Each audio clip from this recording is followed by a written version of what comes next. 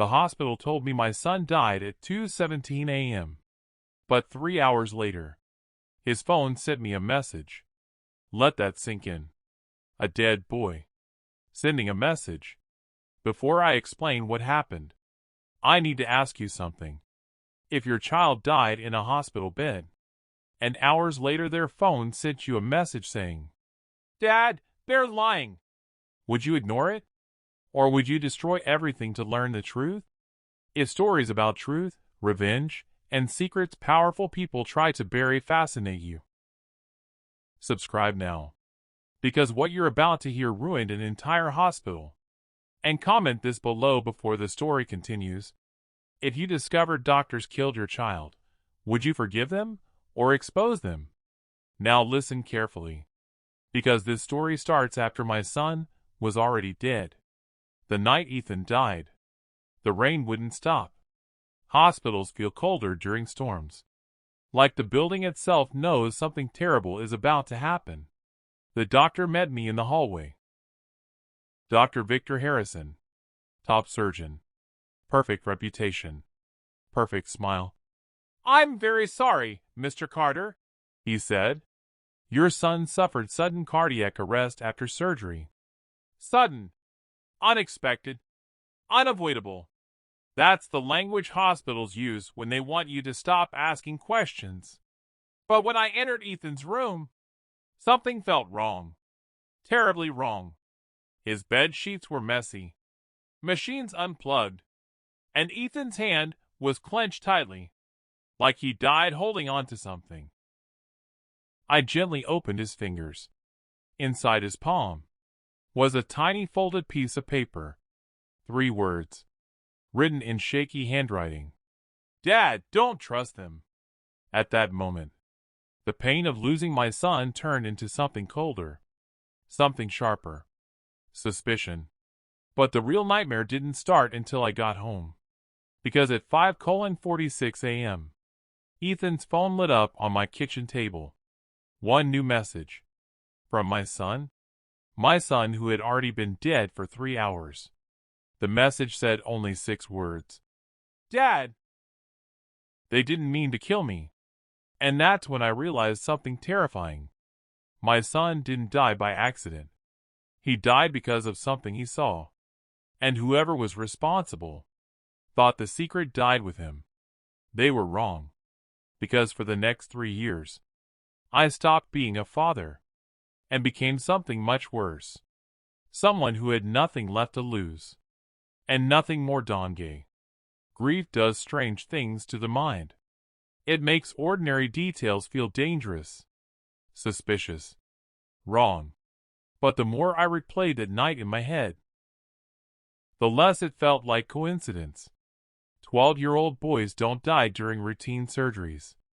Appendix removal is one of the safest procedures in medicine. Dr. Harrison himself said it. Routine. Perfectly successful.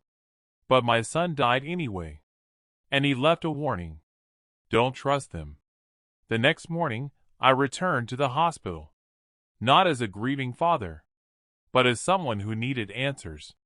Doctors avoided eye contact. Nurses moved quickly past me. Like everyone had somewhere more important to be. Except one. A young nurse near the elevator. She looks terrified. Like someone carrying a secret too heavy to hold. When our eyes met, she quickly looked away. But as I walked past her, she whispered something. So quietly I almost missed it. "Your son didn't die from surgery." My body froze. I turned slowly. "What did you say?" Her hands trembled. "They told us not to talk about it." My voice dropped lower. "What happened to my son?" She stepped closer, then whispered 4 words that shattered everything. "They gave him something." Before I could ask more, another doctor walked into the hallway. The nurse instantly stepped away. Silent again. Terrified again. And suddenly I realized something. The hospital wasn't just hiding a mistake. They were hiding a secret. A secret so dangerous. Even the staff were afraid to talk about it. That night I made a decision. I would stop asking questions and start watching instead. Because people reveal the truth when they believe no one is looking. Grief makes people invisible.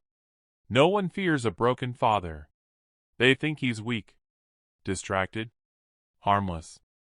That misunderstanding became my greatest weapon. For weeks, I returned to the hospital, not to confront anyone, just to observe, silently, patiently.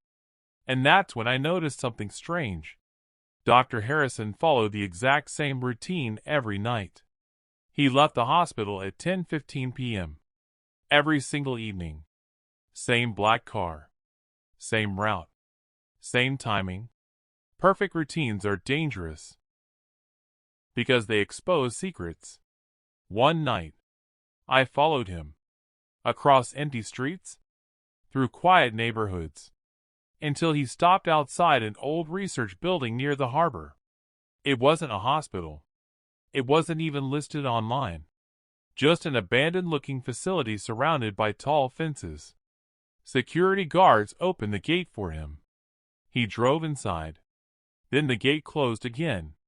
I waited in the shadows. 30 minutes. 1 hour. 2 hours.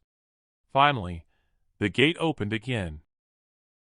But Harrison wasn't alone this time. A tall man in a gray suit walked beside him.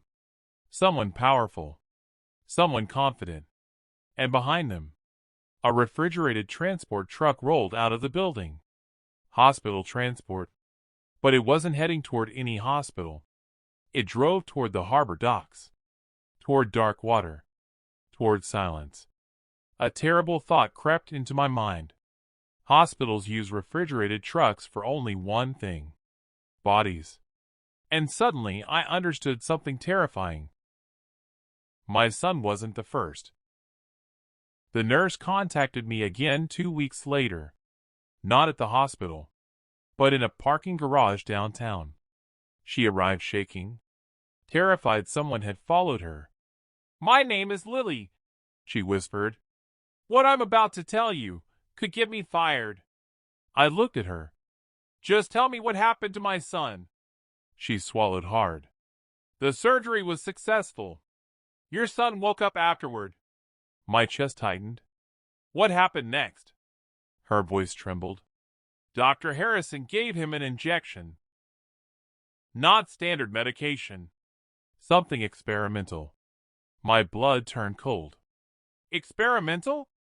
She nodded slowly. "They're running a private program, testing neurological drugs. Drugs designed to enhance memory, concentration, reaction speed, military research. But something went wrong. Terribly wrong. The drug triggered cardiac failure." My vision blurred. "So they killed him?" Lily looked down. "They didn't mean to. Didn't mean to." Those 3 words echoed in my skull. But then she said something worse. "Your son wasn't supposed to receive it." My stomach dropped. "What do you mean?" She whispered something that changed everything. "The injection was meant for another patient. Someone else entirely." And suddenly, my son's death wasn't just murder. It was a mistake someone powerful was covering up. For 3 months, I chased ghosts. Every document I could access. Every staff record. Every hospital schedule. Nothing connected the experiment to my son. Until one night, I found a file that shouldn't have existed. A patient record labeled Carter, D17. My heart skipped. Carter. But the first name wasn't Ethan. It was Daniel Carter, my younger brother. I stared at the screen for almost a minute, trying to convince myself it was coincidence. Trying to believe there were many Carters in the city. But the date of birth matched. The address matched. Everything matched. Daniel was part of the hospital program. But the file didn't describe him as a patient. It described him as subject. My stomach twisted. Subjects don't receive treatment. Subjects receive experiments. I scrolled deeper into the record. Monthly compensation, confidential drug trials, neurological monitoring, huge payments, money transferred every 30 days. Amounts large enough to change a life. Suddenly pieces of my past began rearranging themselves. Daniel's sudden new car, his expensive apartment, his vague explanations, consulting work, private research. I had believed him, because he was my brother, because family is supposed to mean trust. But then I saw something else in the file. A scheduled injection date. The exact night Ethan had surgery. Except the label didn't say Ethan. It said Daniel Carter, Trial D17. My chest tightened. The experimental injection that killed my son was never meant for him. It was meant for my brother. And somehow, a mistake inside that hospital swapped their files. My son paid the price for someone else's experiment. But the deeper I looked, the worse the truth became. Because buried inside the research notes was a single line that changed everything. Subject Daniel Carter showing severe neurological instability. And suddenly I understood something terrifying. My brother wasn't just part of the program. He was the reason.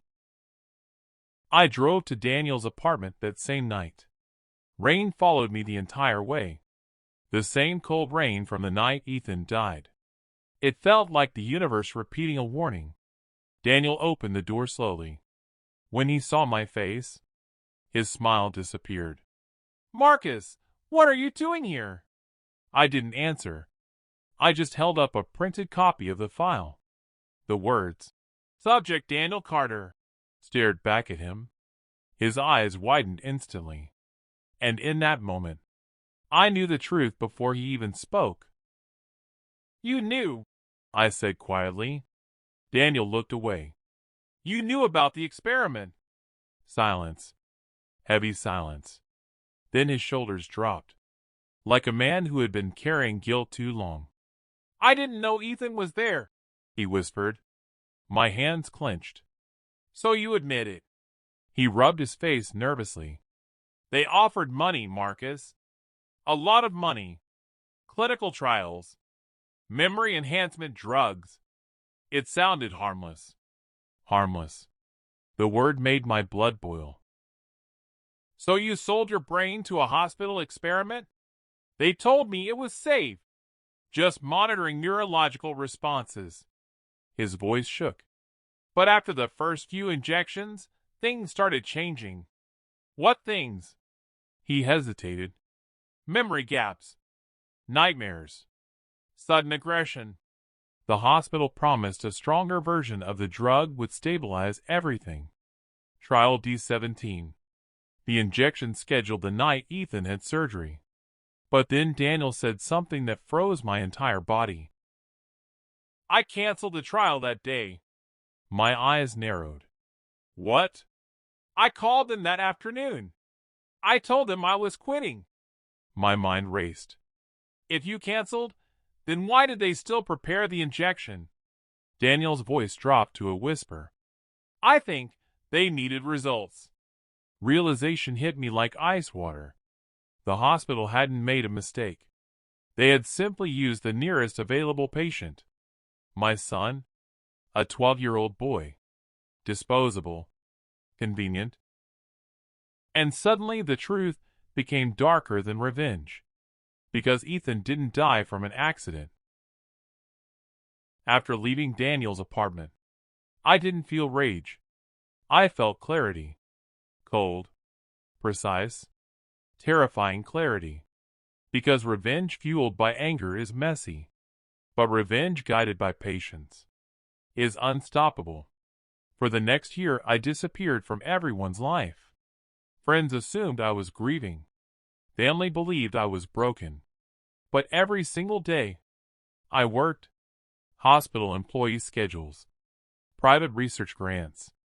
Corporate investors. The deeper I dug, the larger the conspiracy became.